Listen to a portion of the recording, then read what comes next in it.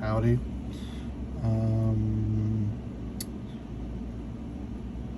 I want to try something new today. And so, if you don't know, I am a Chen. I have a bachelor's in microbiology. However, lately I have felt that although I do have a bachelor's, I am on the chopping block of being a fraud. So I decided to get this book, Microbio, an introduction, the 13th edition. And I just got it used, and so far, the content-wise looks pretty good. I don't plan to review this book, even though I might talk about it. But overall, all I want, the goal today is just to do a review, really. I mean, that's all I really want to do. The thing about getting a bachelor's in micro, the thing is, although as you move on up your courses, like your junior to your senior level courses, you start to go into niche areas of microbiology. Although the content, is obviously related to each other and they overlap, it gets to a point where it's very easy to forget your foundations. And that is what I believe is happening to me. And that is a no-no. So far, I've only read the first chapter, and I'm just going to give like a small, just a review, just to splurge my thoughts. Obviously, this is just intro, so we're getting introduced to what some of the terms like microorganisms. In this book in particular, they talk about the microbiome. Very interesting stuff, just about how how bacteria, microorganisms, and how they interact with our body, how they actually play a pivotal role in our body, and that we need them more than they need us, technically. So just a little summary of microbiomes. Of course, they talk about how naming, nomenclature, how obviously italicized, full name. Then they go deep into bacteria. And I'll also let you know, I did read everything in this chapter. That's the goal. Like I said, I'm just splurging my thoughts.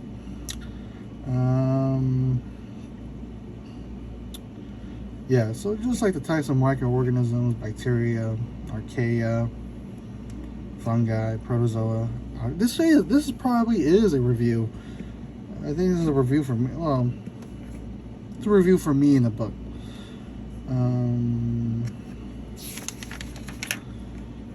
This is a used book, so I didn't do this. Of course, they talk about viruses and in this part, helminths, or aka parasitic worms. The thing about it is that the reason I got into micro was because of things such as viruses and parasites, specifically worms. I used to watch on look up on YouTube of parasitic worms and in insects or the human body, and see what they did. And so that's what got me into microbiology. Of course, history is important.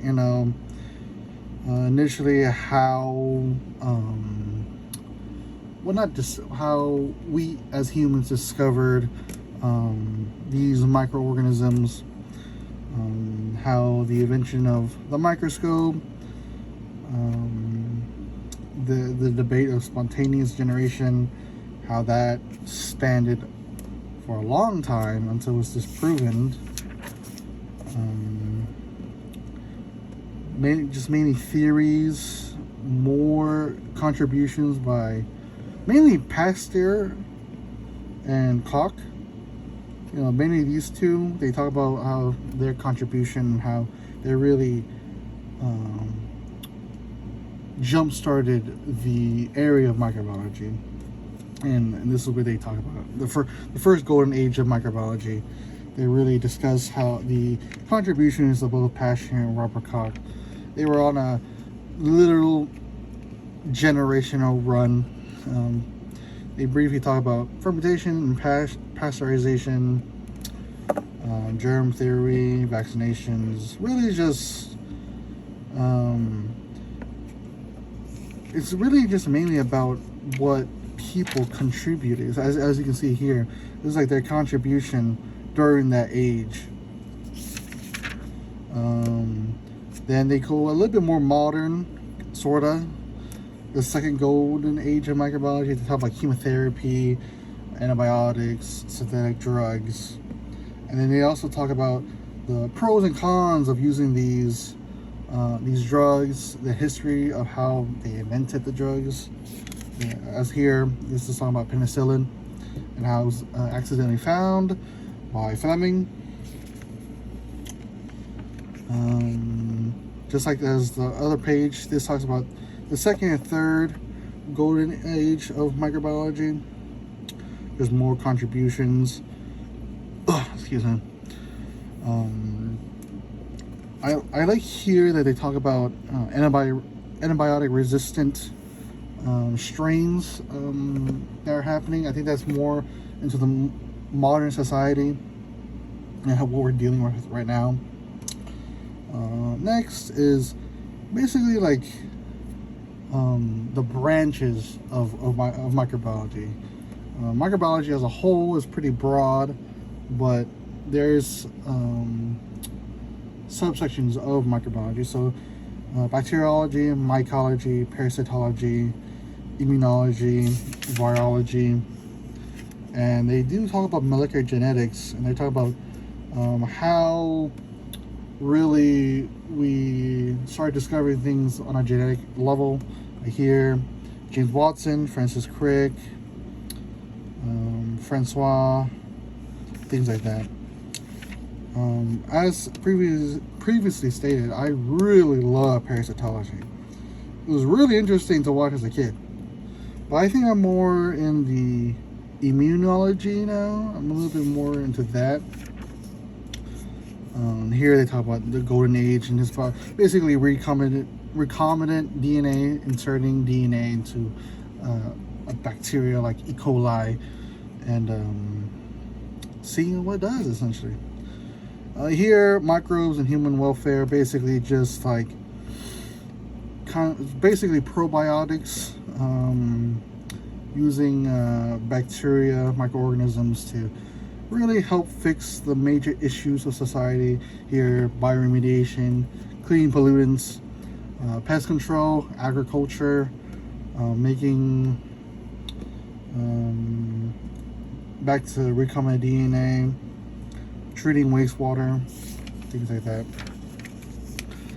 Then they do talk about human diseases, of course. I mean, the thing about bacteria is that many people think that all bacteria are bad, but really it's a small percentage. I forget, it's like 5%, or not even 5%, probably 1% that are actually harmful to humans. The rest are usually, they don't do anything to us, or they're beneficial for another area. Here they're talking about human disease and their relationship to these bacteria. So like biofilms, and they delve into specifically what kind of diseases that have recently emerged in this century. So influenza, big-ish. It's always going to be, you probably heard this more than the rest. Zika back in 2015, MERS,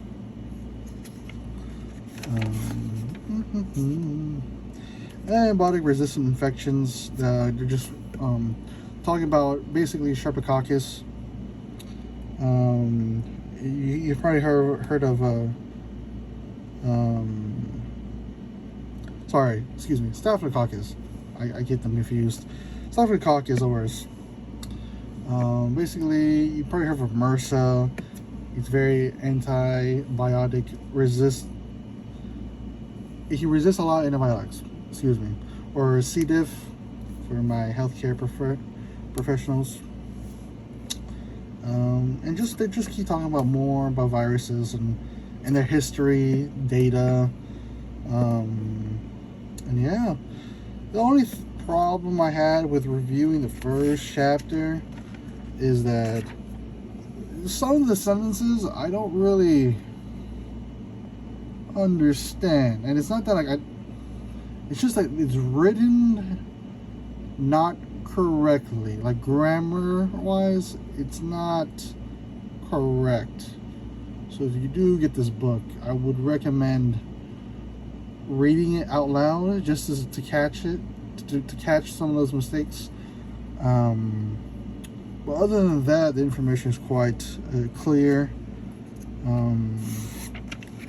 I really do like the content, but I hope it doesn't go into something like just talking about diseases only. I hope they talk about other, like, actual, like, background information, like, such as the beginning. Yeah, so this is just part one of me reviewing. Yeah, I know it's not like an in-depth review of what I read,